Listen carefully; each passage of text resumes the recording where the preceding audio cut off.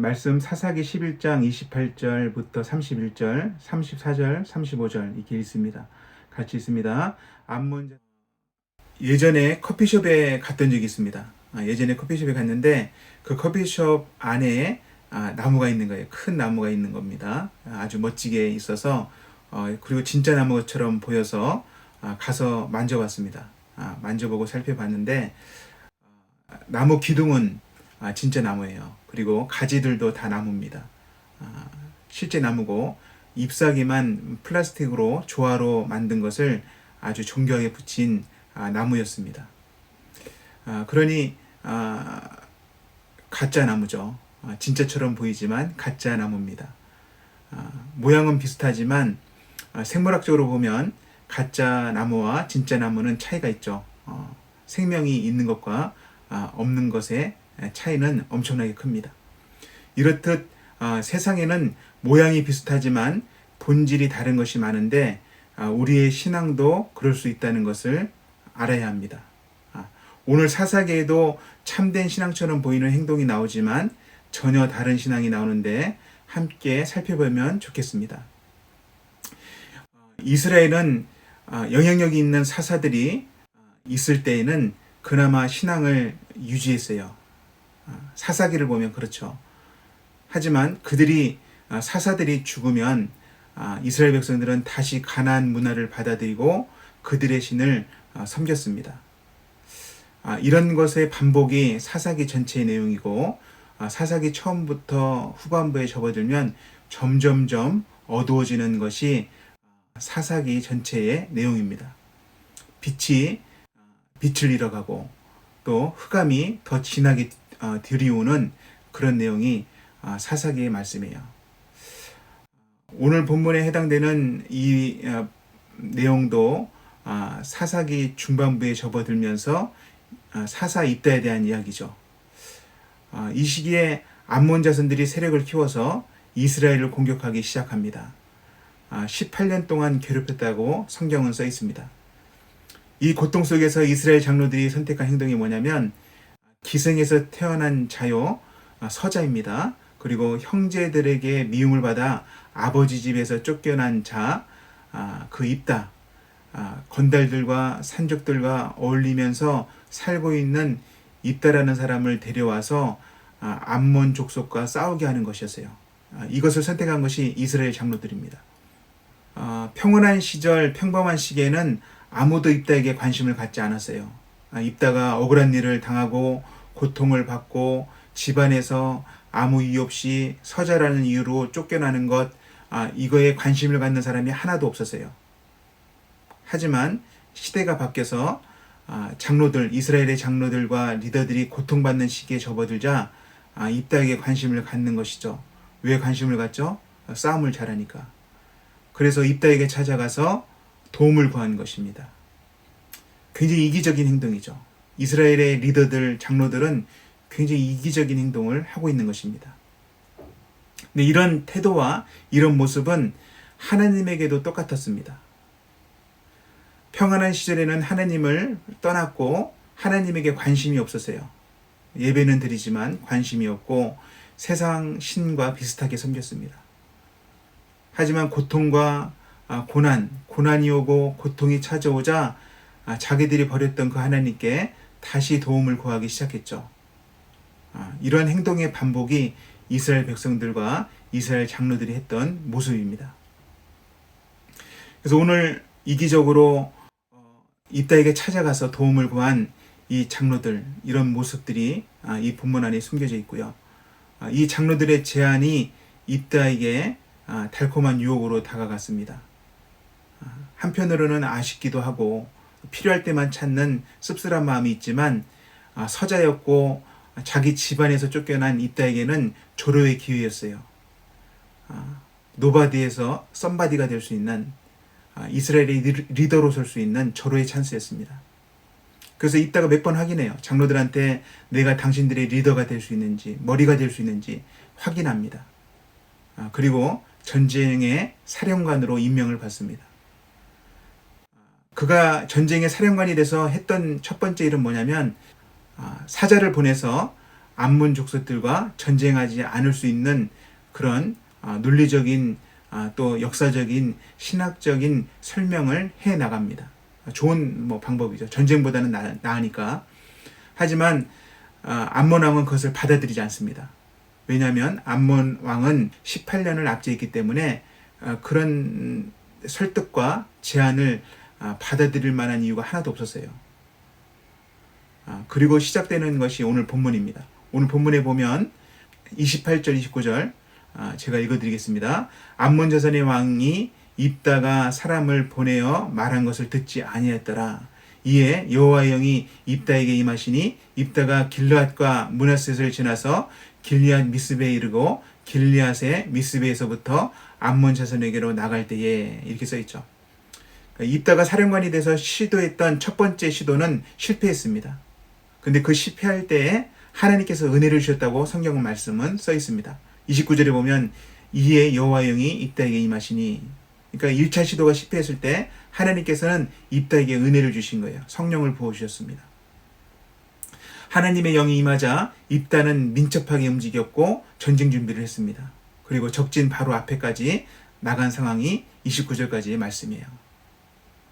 하지만 전쟁을 앞두고 입다가 한 가지 행동을 하는데 하나님께 서원을 한 행동입니다.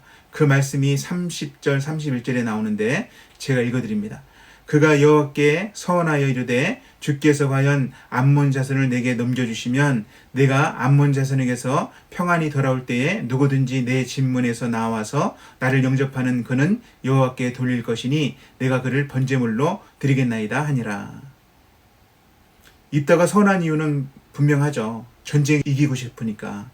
그리고 불안하기도 하니까. 그래서 하나님께 맹세를 하고 서원을 한 것입니다. 서원의 내용이 뭡니까? 승리를 주시면 평안이 돌아올 때에 내 집 문에서 나와서 나를 영접하는 그를 하나님께 드리겠습니다. 여기서 문제는 입다가 번제로 드리겠다고 한 것이 무엇이냐 하는 것입니다. 몇몇 소수학자들은 입다가 말한 것은 성경에서 나오는 번제다 이렇게 말하는데 그 이유는 사람이라는 단어가 안 나온다는 거예요. 누구든지라는 단어가 원어 성경에는 없다는 것입니다. 그러니 입다가 하나님께 서원하면서 번제를 드리겠습니다. 번제물을 드리겠습니다. 라고 한 것은 아무 문제가 없다는 것이에요. 하지만 성경 본문을 좀 자세히 살펴보면 입다가 드리겠다고 한 것은 동물이 아니에요. 번제물이 아니에요. 번제물이 아닌데 오늘 본문에 보면 그 집 문에서 이런 단어가 쓰이면서 문에서 나오는 그것, 그 사람 이렇게 보는 것이 더 맞는 것이죠. 그 당시 사회적인 관행으로 보면 전쟁에서 승리하고 돌아오는 군대를 여인들이 환영했습니다. 사울왕과 다윗이 함께 나가서 전쟁했을 때에 큰 승리를 거두고 돌아올 때 여인들이 환영하며 노래를 불렀죠. 사울은 천천히요, 다윗은 만만이다. 이런 말씀을 잘 알고 있죠. 몇백 년 앞선 시대지만 사회적인 관행은 비슷했습니다. 그래서 입다의 집에서 문에서 나와서 영접하는 것은 소나 양이나 동물을 얘기하는 것이 아니라 사람을 얘기하는 것입니다. 그리고 만약에 소수의 학자들이 말하는 것처럼 번제물이었다면 문제가 안 돼요. 자기 딸이 나왔을 때 문제가 안 된단 말입니다. 왜냐하면 레위기 1장에 번제물의 종류가 나오기 때문입니다. 소, 양, 염소 반드시 흠없는 수컷을 드려야 한다. 이렇게 번제물의 제물이 기록되어 있기 때문입니다. 그러니 딸이 나왔다고 해서 입다가 근심할 필요가 없는 것이죠. 근데 입다가 하나님께 드리려고 했던 것이 사람이라면 이 서원은 문제가 돼요. 왜냐하면 입다의 서원은 암몬 사람들의 풍습, 이방 사람들의 풍습을 따르고 있기 때문입니다. 이방 사람들의 신앙을 따르고 있는 것이죠. 암몬 사람들이 섬겼던 신은 몰렉이라고도 하고 몰록, 밀곰이라고 합니다. 그리고 모압 사람들은 그 신을 그모스라고 하는데 그 그모스는 인신제사를 받는 신이었어요. 고대 근동의 역사적인 자료를 찾아보면 아이를 몰렉에게 바쳤다. 이런 기록들, 이런 자료들이 굉장히 많습니다. 그런데 하나님께서 이것을 철저하게 금지하고 있어요. 레위기 18장이나 레위기 20장에 보면 이것을 철저하게 금지하고 있는 내용들이 나옵니다. 제가 성경 본문을 띄워놨는데요. 같이 한번 읽어보죠. 레위기 10장 2절부터 5절까지의 말씀을 같이 한번 읽어봅니다. 너는 이스라엘 자손에게 또 이르라. 그가 이스라엘 자손에게든지 이스라엘에 거류하는 거류민이든지 그의 자식을 몰렉에게 주면 반드시 죽이되 그 지방 사람이 돌로 칠 것이요 나도 그 사람에게 진노하여 그를 그의 백성 중에서 끊으리니 이는 그가 그의 자식을 몰렉에게 주어서 내 성소를 더럽히고 내 성호를 욕되게 하였음이라.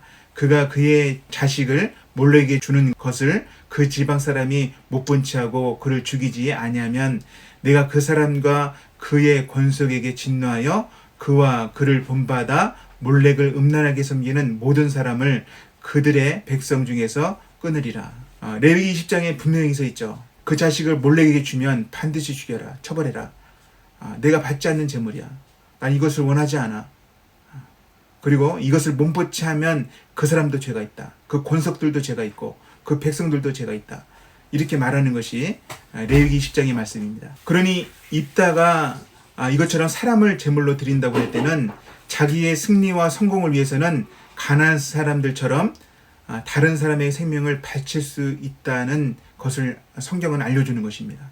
하나님의 백성이고 하나님의 이름을 부르는 자요, 또 이스라엘 백성의 사사라고 불렸던 자가 이런 모습을, 이런 신앙을 갖고 있는 것입니다. 자기 성공을 위해서는 무엇이든지 할 수 있고 잔인해질 수 있는 그런 모습을 보여주는 것이죠. 일단은 전쟁에 나가서 전쟁에 승리를 합니다. 암몬 자손이 항복했다고 성경에 기록되어 있습니다. 근데 중요한 것은 뭐냐면 서원을 했기 때문에 승리한 게 아니에요. 하나님께서 입다가 서원하기 전에 하나님의 영을 부어주신 거예요. 그것 때문에 승리한 것입니다. 입다는 그것을 모르고 있죠. 전쟁에서 승리하고 돌아온 입다에게 벌어진 사건이 34절 35절에 나오는데 제가 읽어드립니다. 입다가 미스바에 있는 자기 집에 이를 때에 보라 그의 딸이 소를 잡고 춤추며 나와서 영접하니 이는 그의 무남 동료라. 입다가 이를 보고 자기 옷을 찢으며 이르되 어찌할꼬 내 딸이여 너는 나를 참담하게 하는 자요 너는 나를 괴롭게 하는 자 중에 하나로다. 내가 여호와를 향하여 입을 열었으니 능히 돌이키지 못하리로다 하니. 입다의 말과 옷을 찢는 행동을 보면 그가 전혀 예상하지 못한 일이 벌어진 거예요. 자기가 가장 아끼고 가장 사랑했던 하나밖에 없는 딸이 자기를 환영하고 영접한 것입니다. 그래서 그는 고통스럽게 어찌할꼬 하면서 두 가지 말을 하죠. 첫 번째는 뭐예요? 딸이 나를 비참하게 만들었다. 딸이 나를 괴롭게 만들었다. 이렇게 말했습니다. 사실은 그게 아니죠. 사실은 아버지가 딸을 괴롭게 한 것이죠. 이스라엘에서 쫓겨나서 비주류로 살면서 건달처럼 살았던 아버지가 승리하고 돌아올 때 정말 기뻐하면서 맞아주는 것이 무언 잘못이 있습니까? 당연한 것이고 정말 딸은 기쁜 마음으로 아버지를 환영했지만 아버지 때문에, 아버지의 엉뚱한 서원 때문에 딸은 죽음에 내몰리게 된 것입니다. 반대죠. 아버지가 딸을 아프게 한 거예요.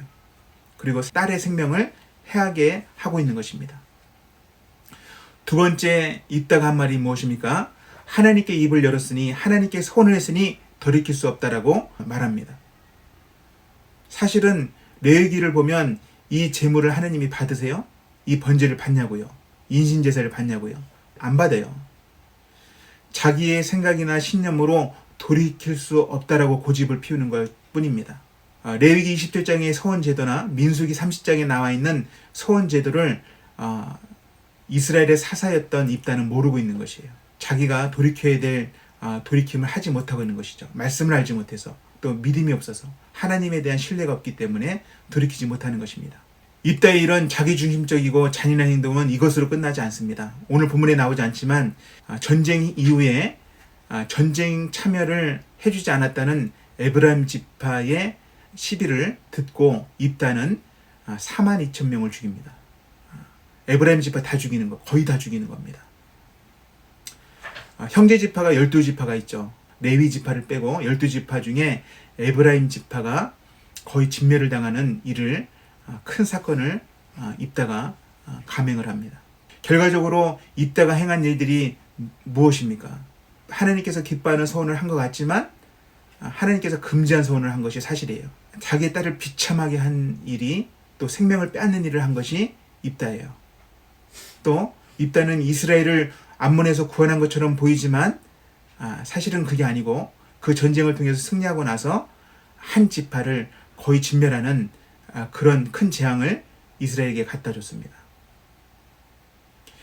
입다의 겉모습은 이스라엘 사사였지만 그의 중심과 행동, 그것은 가나안 왕들, 세상 왕들과 닮아 있었습니다. 성공을 위해서는 무엇이라도 바칠 수 있고 자기를 무시하는 자는 그 누구라도 철저하게 파괴할 수 있는 통치자였을 뿐입니다. 그는 믿음으로 가나안을 정복한 사람이 아니라 가나안에게 철저하게 정복당한 사람이었습니다. 가나안 문화, 세상 문화에 정복된 사람. 이제 말씀을 정리하죠. 제가 처음에 이런 말씀을 드렸습니다. 세상에는 모양이 비슷하지만 본질이 다른 것이 많은데 우리의 신앙도 그럴 수 있다고 말했습니다. 얼마 전에 한 집사님이 이런 한탄을 한 적이 있어요. 예전에 섬겼던 교회가 꽤 큰 교회인데 분쟁이 일어난 거예요. 좀 멈췄으면 했는데 분쟁은 점점 커지고 심각한 수준으로 진행이 됐습니다. 그래서 자기가 전도했던 한 가정이 교회를 떠나는 사건이 벌어졌어요. 그분들은 지금도 거의 10년이 됐는데 지금도 신앙생활을 하지 않는다고 합니다. 또 얼마 전에는 뉴스에 이런 뉴스가 나왔습니다. 어떤 목회자가 자기의 능력으로 교회를 크게 부흥시켰습니다. 하지만 너무 강력한 리더십을 행사했고 성도들에게 신앙 훈련이라는 명목으로 생명의 위협을 가할 만큼 훈련을 시켰어요. 그래서 사회적으로 큰 불의를 일으킨 사건이 있었습니다. 여러분, 이것은 자기의 성공을 위해서 잘못된 선택을 한 결과이고 표면적으로 드러난 것입니다. 예수님께서 이런 말씀하셨죠. 마태복음 23장 15절. 화 있을진저 외식하던 서기관들과 바리새인들이여 너희는 교인 한 사람을 얻기 위하여 바다와 육지를 두루 다니다가 생기면 너희보다 배나 더 지옥 자식이 되게 하는도다. 오히려 잘 믿고 오히려 열심히 있다고 하는 사사 같고 또 바리새인 같고 서기관 같은 사람들이 오히려 하나님의 자녀들을 지옥 자식 되게 한다. 예수님께서 이렇게 꼬집어서 말씀하셨습니다. 입다가 일을 할수록 입다가 열심을 낼수록 오히려 재앙이 더 커졌죠. 왜 이런 일들이 계속 일어납니까? 먼저는 우리 자신이나 우리가 처한 상황, 생각, 마음, 감정이 하나님 말씀보다 위에 있기 때문입니다.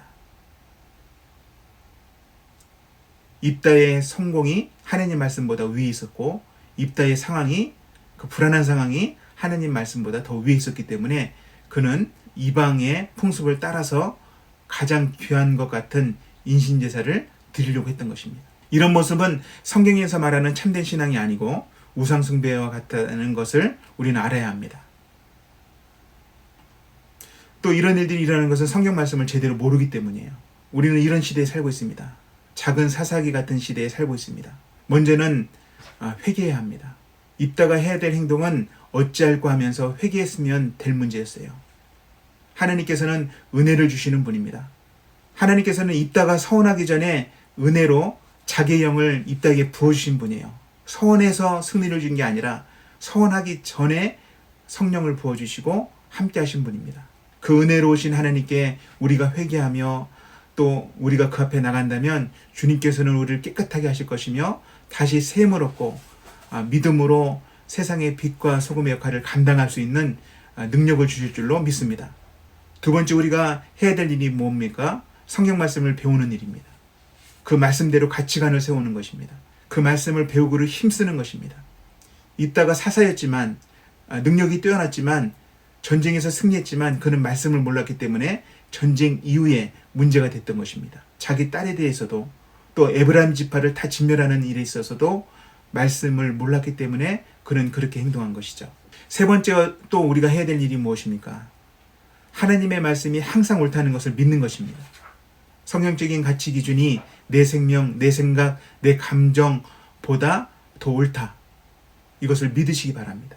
하나님을 마음과 목숨과 뜻을 다해서 사랑하고 이웃을 내 자신과 같이 사랑하는 우리 모두가 되기를 축복합니다.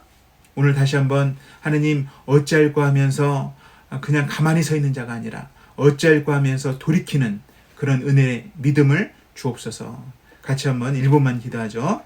하나님 아버지, 주님께서 저희들에게 믿음 주시고 은혜 주셔서 이 12월 한 달에 어찌할까 하면서 하느님 앞에 더 가까이 나가며 하나님께 잘못한 것은 돌이키며 회개하며 하나님께로부터 오는 세임과 지혜를 얻을 수 있도록 은혜 내려 주옵소서.